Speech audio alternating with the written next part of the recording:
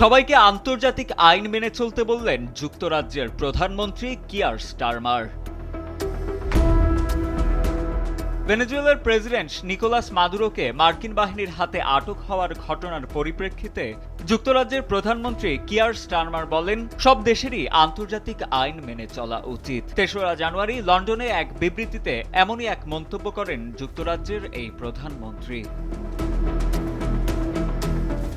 বার্তা সংস্থা এএফপির এক প্রতিবেদনে বলা হয়, চলমান পরিস্থিতিকে দ্রুত পরিবর্তনশীল হিসেবে আখ্যা দিয়ে স্টারমার স্পষ্ট করে জানান, এই অভিযানে যুক্তরাজ্য কোনোভাবেই জড়িত ছিল না। এছাড়া ঘটনার প্রকৃত তথ্য যাচাইয়ের জন্য তিনি সবাইকে ধৈর্য ধরারও আহ্বান জানান।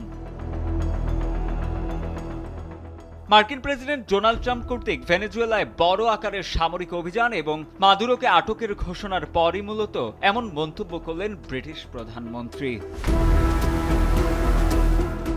উল্লেখ্য, ২০২৪ সালের ভেনেজুয়েলার বিতর্কিত নির্বাচনের ফলাফলকে যুক্তরাজ্য এখনও স্বীকৃতি দেয়নি।